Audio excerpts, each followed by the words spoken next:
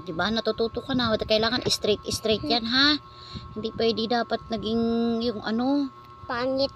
ang pangit. Oo, yung masyadong dikit-dikit. Ganyan, di ba?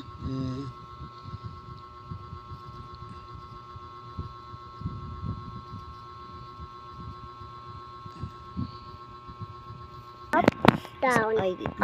As I told you, Middle. kapag nagsusulat ng letters, always begin at the top. Ha? On the top, ha? Okay. Bilisan na, wag na mag-post pa dyan. Sorry. Okay. Gabi na. Aral. Ano? Kailangang Hindi aral. Bakit kailangan hindi mag-aral? Kailangang mag-aral. Aral. Aral. Oh, sige na, bilisan mo. Kasi baka tulog ako. Kailangan sa school dapat hindi ka na, pag sinabi lang ni teacher na matulog, sige matulog ka, pero pag nagle-lecture si teacher, hindi dapat natutulog. Okay. Dapat nakikinig, ha? Okay. Opo. Opo. Sorry, I didn't say opo. Yeah, you didn't say opo. Yeah.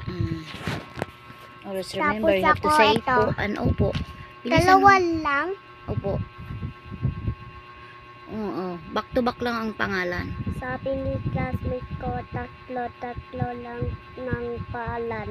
At saka ABCD.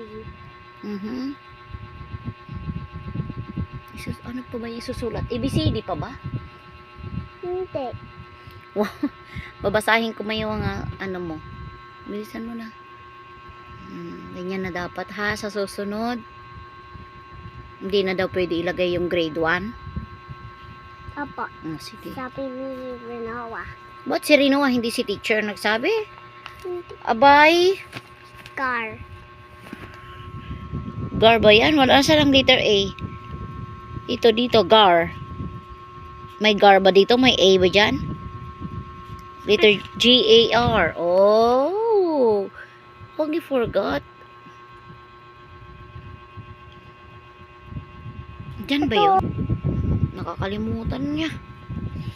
Abay, gar. Oh, kulang-kulang. Ano? You forgot again. Sige na. Naubos mo na yung mga ano mo. Wala. Kalimutan mo sa school?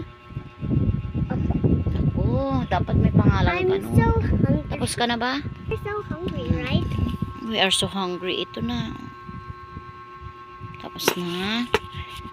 Tingnan mo, mas magandang ang ginawa mo dito kaysa dito sa una, oh. Oh. Mas maganda yung may space. Tingnan mo. Alam mo na, ha? Okay. Opo.